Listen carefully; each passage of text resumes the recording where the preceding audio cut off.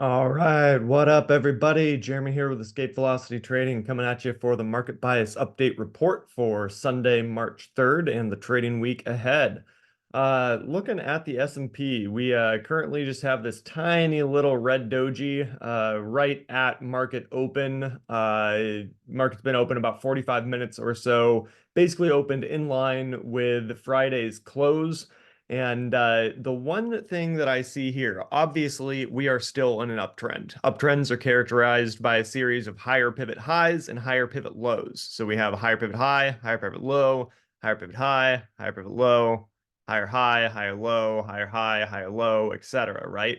The one thing that is interesting to me here is that the slope of the highs is now slowing down, right? We have this slowing of the higher highs versus higher lows. The amount that we are moving from a low price to a high price, from the low price to a high price, is shrinking, right? This is a loss of momentum in trend.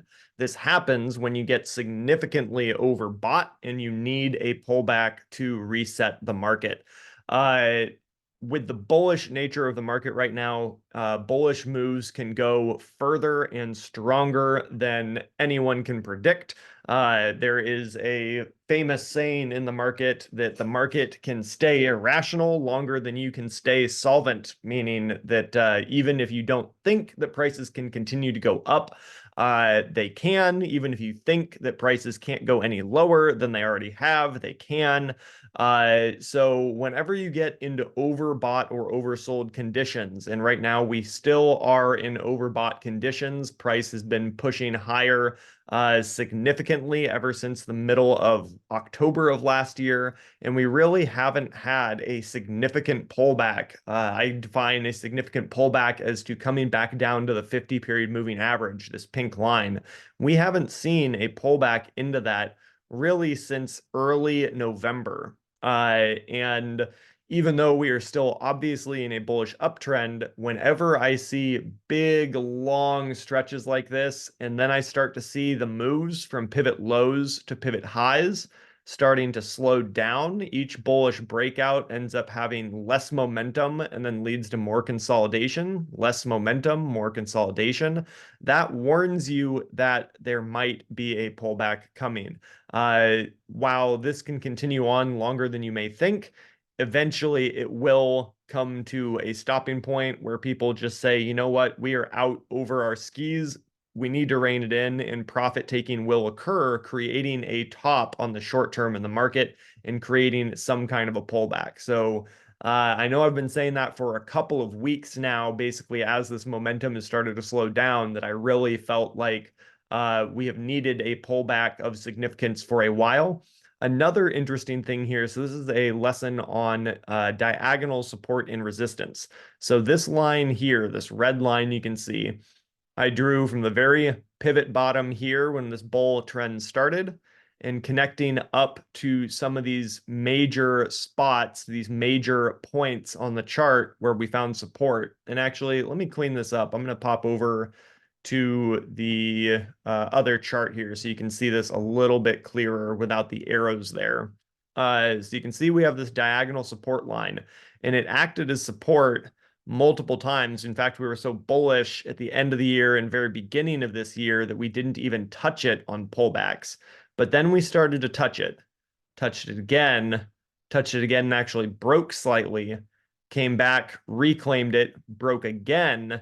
And you can see that now we're actually starting to test below that diagonal line that was acting as support for major pivots prior to this.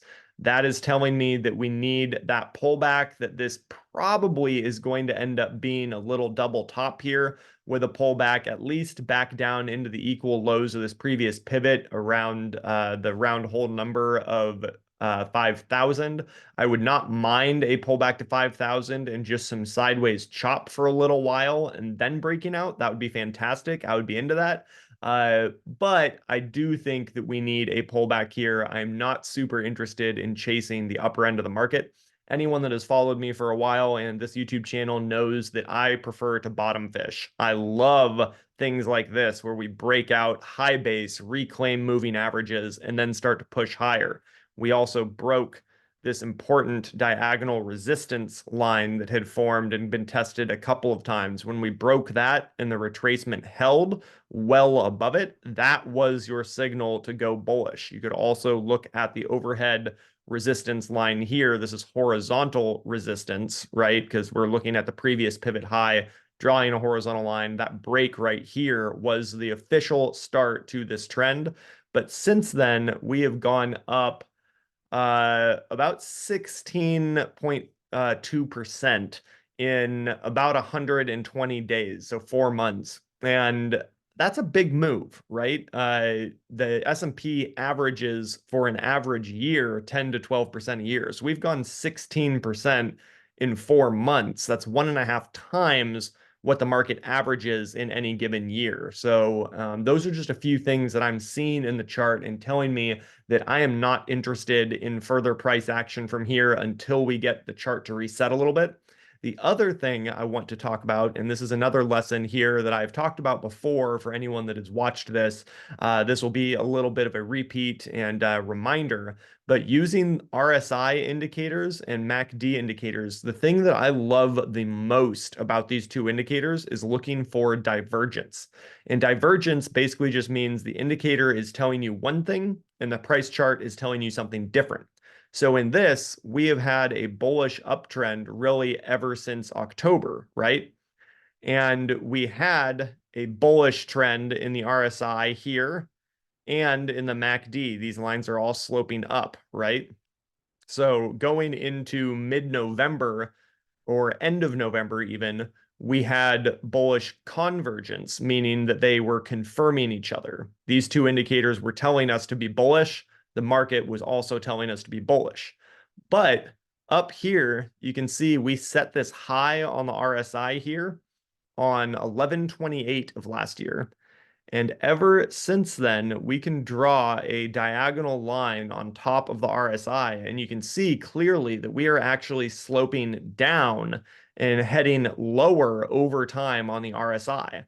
The same thing here from the MACD from a little bit later. This was towards the middle of December, and we have this line diagonally going down, showing that the momentum is decreasing even though prices over the same time frame have been going up. This is divergence. We are seeing a decrease in bullish momentum, decreasing both RSI and MACD, signaling that maybe we've gotten ahead of ourselves and need a pullback. So I am not interested in the S&P 500 or chasing any charts in the S&P 500 that are at their all-time highs. I am looking for value. I am looking for stocks that are on the lower end of their spectrum and just starting the convergence on their MACD and on their RSI to be able to catch those trends as they play catch up. So this is going to be a very similar conversation if we go out to the NASDAQ. You can see very similar thing, right? The NASDAQ and the S&P tend to trade in tandem with each other, except for very rare circumstances. So it's no surprise here that we also see the bearish divergence on the MACD and the RSI here, basically along the same time frames, the end of November and down here, the mid-December arena.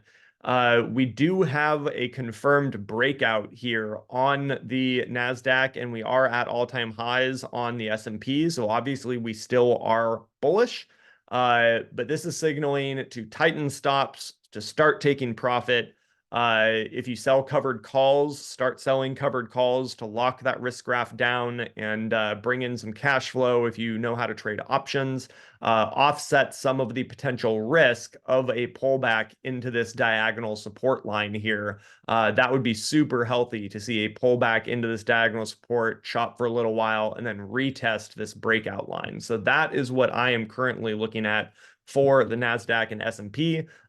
Still need some time off, not interested in chasing, looking at other areas of the market. And that other area of the market right now to me is the Russell. So on the 6-month daily chart, where each candle right here is representing 1 day's worth of price action, you can see we kind of have this little cup and handle forming. The cup and handle pattern is basically where you set a lower pivot low, come back up and kind of test an equal high roughly to the previous pivot high, come back down, set a new higher low. It's higher compared to the pivot here, right? Higher low, and then come back up and retest that zone again. And then a breakout would be the breakout of that high price right here around 2100. Some traders might have front run this on the diagonal break because we'd come up, tested that a couple of times, came back up, tested again here, had a wick test, and then on Friday we confirmed higher. So it depends on how aggressive of a trader you are, whether you want to confirm in on the diagonal or if you're waiting for the horizontal resistance break. Now, this is where it gets interesting. Whereas on the S&P and the NASDAQ, the RSI and the MACD were trending down, right? They were trending down. On the Russell, we have broken that downtrend, and now we are trending up. And this time, instead of putting the overhead lines connecting the pivot highs, we want to connect the pivot lows, looking to see how deep are these retracements and are we picking up steam? And especially if we look at the MACD here, I'm going to bring this in and zoom it in a little bit. You can see that we had the pivot lows here. And on the most recent dips, we actually set pivots that didn't even come down into that support line, showing an increase in momentum, right? That is an increase in the MACD, which is a momentum indicator showing the momentum for the bulls or bears in the current market condition. So I really like this setup. If we toss this out to a weekly chart, you can see the weekly chart, we had this kind of big choppy zone for the better part of 2 years now. And now we have a chance to break out. If we break out of this 2100 level, really there's some concern at 2137 based on some of the wicks and stuff back here. But I think the line in the sand is 2100. If we can get a close on the weekly chart above 2100, I think this is off to the races, and I think we're probably heading up to 2200 or potentially even 2300. So the 22 would be conservative, kind of middle zone. You can see some of the support tests here in that area that are almost to the penny. And then targeting to the upper edge of the zone from there. But I am really interested in the Russell 2000. This is where I'm going to be focusing between the 4 major indexes. You'll notice in my analysis, I hardly ever talk about the Dow Jones. Just because I particularly don't like investing just in the slow growth, big old school companies. I tend to like a little bit more fast pace trading action.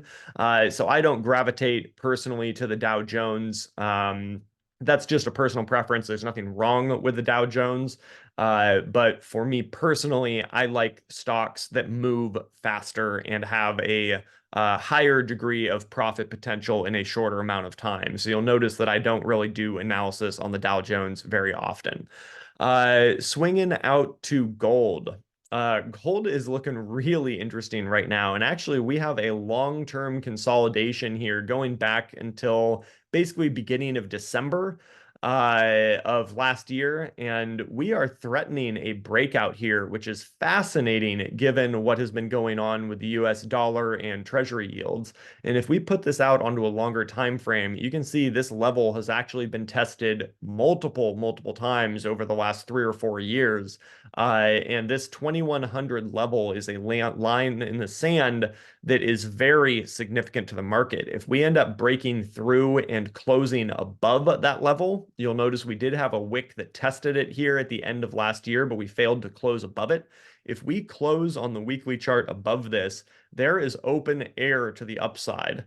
And this is all-time highs. This is a monthly chart looking at the max time frame of gold. And this looks really constructive. If we get that close above this 2100 level on the weekly chart or monthly chart, this is signaling to me off to the races, and I think we should see some really good things coming out of gold. I wouldn't mind seeing this pull back or just kind of high base here, give us a few days of consolidation right here in a tight range, and then break out, give us a little bit cleaner area to put a stop loss underneath to protect ourselves from downside risk. or to see it pull back and set some kind of a higher pivot low somewhere in the neighborhood of 2050, 2075, somewhere in there would be really nice. Allow this moving average on the daily chart to kind of keep trucking up and act as support there. And that would give us a really clean line in the sand to put our stop loss just below 2050 and have a limited risk to a potential significant gain on gold. So that is what I'm looking on gold. Very similar story to silver, although it is not obviously at all-time highs. If we toss this out, let's say to a 5-year, you can see that we have this kind of long-term triangle forming where we have higher pivot lows and we have lower pivot highs. A break above this diagonal line, this diagonal resistance line, would end up being the ultimate confirmation, or you could look at the wick highs from back here in beginning of December or beginning of May from last year and trigger in somewhere above 26.5. If you wanted to wait for that, honestly, I really like the setup of this. If we can just get above the 50-period moving average here on the weekly chart, which is currently at 23.75, I think that this actually coming off of the low and playing the swing low on this diagonal support has a really good potential, especially if on the daily chart, it takes a couple of days and just chills here for a few days, breaks this 200-period moving average in gray, consolidates between it and the weekly 50, and then breaks out. I really like the developing trade here on silver. So if you're not playing futures, SLV is the silver ETF. And it would basically equate to a break of the 50 period here on SLV, which is at 2161. So break at 2161, let's just say 62 to have it break above that would be a potential trade in. Immediate resistance would be basically the diagonal resistance line, then pivot highs, and then backing out to a longer time frame. Really, if we break above that diagonal resistance, we would be looking at a retest back up into like the 26 to 28 range. So this thing can move when it wants to. Interested in that. If we go out to Bitcoin, following gold and silver up with Bitcoin analysis, and you can see on the monthly chart here, Bitcoin is pushing into the range of all-time highs. We do have several big wicks on the monthly charts here that ended up being peaks before significant pullbacks that reset back down to the 9-period moving average. The 9-period moving average on the monthly chart for Bitcoin is all the way down at 45,000. And honestly, with all of the bullish momentum and the bullish hype around Bitcoin right now, the ETFs launches, everything that I covered in the insanely bullish thesis video that I posted a few weeks back, in case you want to go check that out if you haven't already. I do not expect us, honestly, to see 45,000 again. At least not unless something very drastically happens in our economy where risk assets just take a nosedive. I think a pullback into the like 55,000 range could be likely at some point here as it gets overextended, but I'm not holding my breath for it. And if we actually zoom in here on the daily chart, you can see that we had this kind of triangle consolidation pattern here. This is a pennant. If we go into, let's say, a 4-hour chart to clean that up and make it a little bit more visible for us here, we had this kind of triangle, and triangles are defined by a series of lower pivot highs and higher pivot lows, where price just kind of gets coiled like a spring. We are actually breaking through that right now. So aggressive traders could have actually triggered in on the opening bell here for the futures and looking to play a quick pop up to the 65,000 mark on the Bitcoin futures here, previous all-time high. And then, maybe bar by bar it from there. I don't particularly like that. And the reason for it here is that our RSI and our MACD on the 4-hour time frame are actually trending down. So before I want to get involved, I want to see this kind of chill out a little bit, give me a pivot that I can then draw a diagonal on, and then wait for the break of that diagonal. So I'm not super interested in chasing here. And I know that I said that I tend to not chase bullish price action at all on charts that are at all-time highs. Bitcoin is the one exception where I wouldn't fault somebody for playing the break of this pennant formation, this ascending triangle right here, just because of the insanely bullish thesis we have.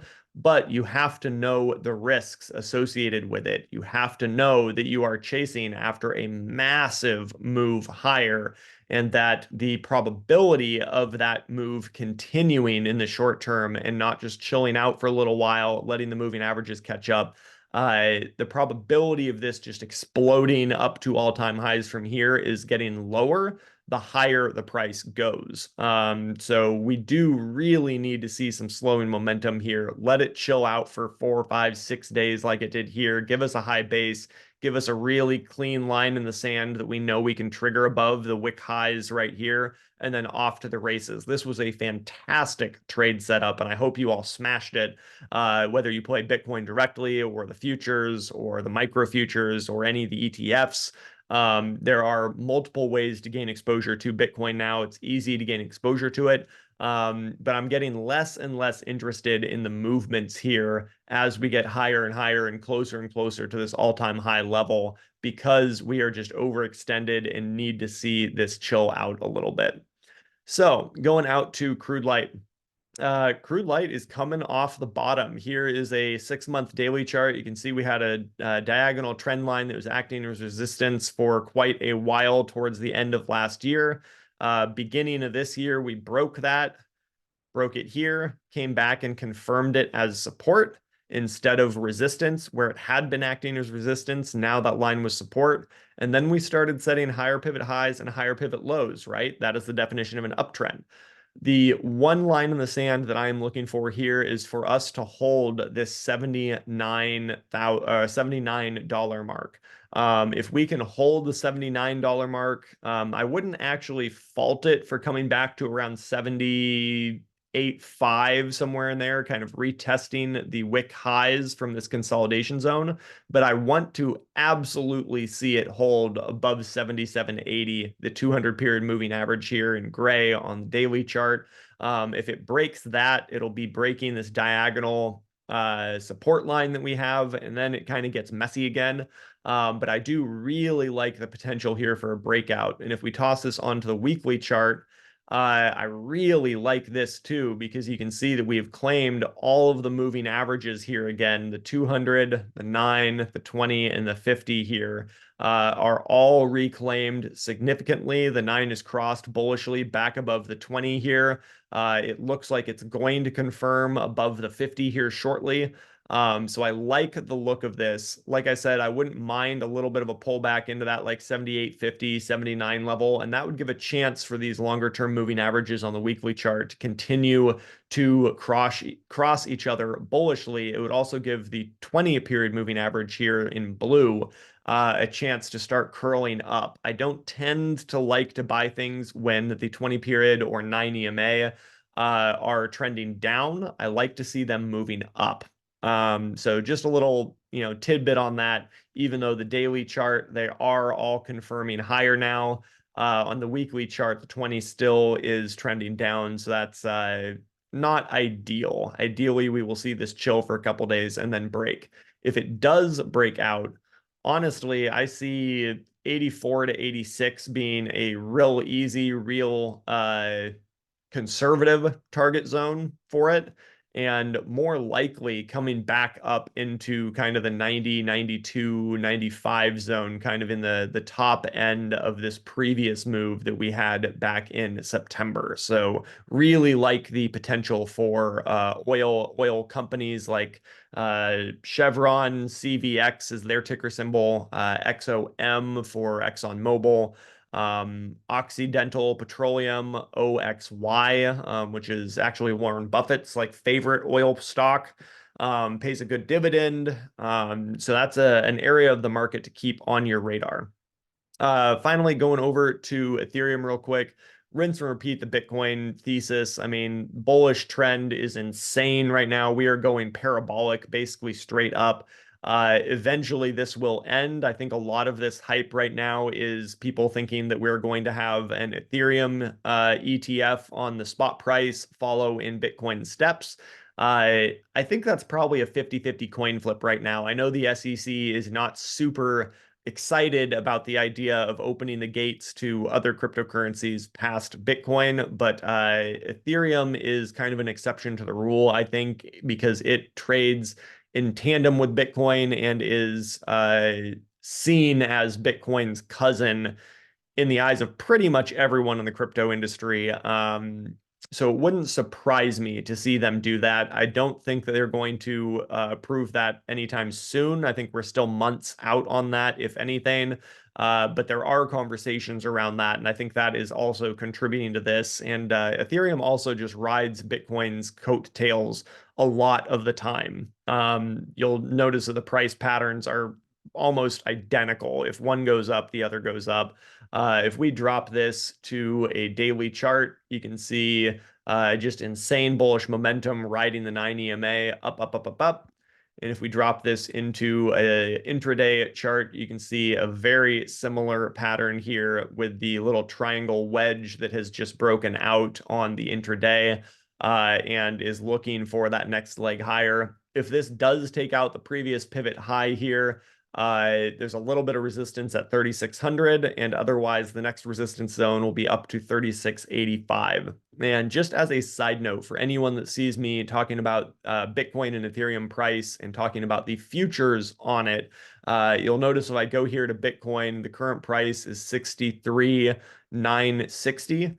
But if we go out to TradingView, which is the actual Bitcoin instead of the Bitcoin futures, you'll notice there's a discrepancy in price. The price currently here is 63,215 versus 63,960. So there's about a 700 point difference where the futures are expecting prices to move higher and priced at a premium compared to the spot price. So anytime I'm talking about Bitcoin prices, if you are not trading the futures, know that the futures usually trade 400 to 500 points above the actual Bitcoin price at current levels, and sometimes a little bit more or less than that. So right now we're actually trading at a higher premium than typical for the Bitcoin futures.